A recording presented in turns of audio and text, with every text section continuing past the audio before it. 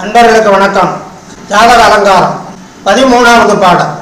இப்போ இந்த பாடல்ல ஒரு ஜாதகனுடைய அந்த உறவுகள், அப்பா, தாயார், சகோதரர்கள், மனைவி, மக்கள், நம்முடைய வேதாந்தங்கள்ல எந்த மாதிரியான உறவுகளுக்கு விஷயங்களை பேசக்கூடியது, எந்தெந்த கிரகங்களுக்கு எந்தெந்த உறவுகள் சொல்லப்பட்டிருக்கு, எந்தெந்த கிரகங்கள் காரகத்துவம் வகிக்குது அப்படிங்கிறத சொல்லி இருக்கு அப்படிங்கிறத இப்ப இந்த பாடல்ல சொல்றாங்க.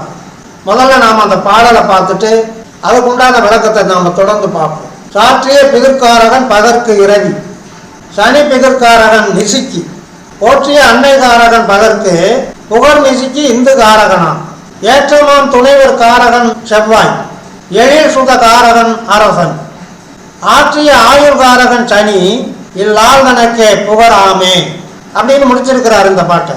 இப்ப அந்த முதலடியில தொடங்குற போது சாற்றிய பிதிர்காரகன் பதற்கு இரவி, இரவின்னு சொன்னா சூரிய பகவான். ஒரு ஜாதகனுடைய பிதிர்காரகன், அதாவது தகப்பனாருடைய விஷயங்களை பற்றி தெரிந்து கொள்வதற்கான கிரகம் அப்படின்னு பார்த்தா, பகல்ல பிறந்தவனுக்கு இரவி என்கிற சூரியனும், இரவுல பிறந்தவனுக்கு சனியும் பிதிர்காரகர்கள் அப்படின்னு அந்த முதலடியில சொல்லியிருக்காங்க. நிசின்னு சொன்னா இரவு. அடுத்த 2வது அடியில தாயாருக்கு பகல்ல பிறந்தா எந்த கிரகம் காரகம், இரவுல பிறக்கிறவங்களுக்கு எந்த கிரகம் காரகம் அப்படிங்கிறத சொல்லியிருக்காங்க. போற்றிய அன்னை காரகன் பகற்கு புகர், புகர்னு சொன்னா சுக்கிர பகவானுக்கு ஒரு பேர். நிசிக்கு இந்து காரகனம், இரவுல பிறந்தவங்களுக்கு தாயாருக்கு உண்டான காரக கிரகம் இந்து என்று சொல்லக்கூடிய சந்திர பகவான். அடுத்து அந்த 3வது அடியில சொல்லும் போது ஏற்றமாம் துணைவர் காரகன் செவ்வாய். துணைவர்னு சொன்னா தம்பியுடையான் படைக்கஞ்சான்னு சொல்லுவாங்க, இளைய சகோதரங்களை பற்றி சொல்லக்கூடியது.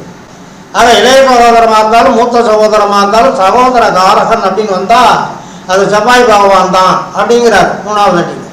எழில் சுத காரகன் அரசன், அரசன் சொன்னா குரு பகவானை குறிக்கும். சுதன்னு சொன்னா புத்திரன், குழந்தைகள், மகன் மகளை குறிக்கக்கூடியது. ஆக எழில் சுத காரகன் அரசன் அப்படின்னு சொல்லக்கூடிய அந்த குரு பகவான். அடுத்த இறுதி அடியில் சொல்ற போது ஆற்றிய ஆயுள் காரகன் சனி.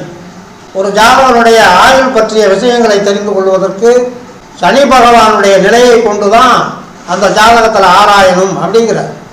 இல்லால் தனக்கே, இல்லால், இல்லால்னு சொன்னா வாழ்க்கை துணைவி, மனைவி. ஒரு ஜாதகனுடைய மனைவியை பற்றிய விவரங்களை தெரிந்து கொள்வதற்கு சுக்கிர பகவானை அடிப்படையாக எடுத்துக்கணுங்கிறார். இறுதி வரியில சொல்றாரு பாருங்க, இல்லால் தனக்கே புகராமே. புகர் அப்படின்னு சொன்னா சுக்கிர பகவான்.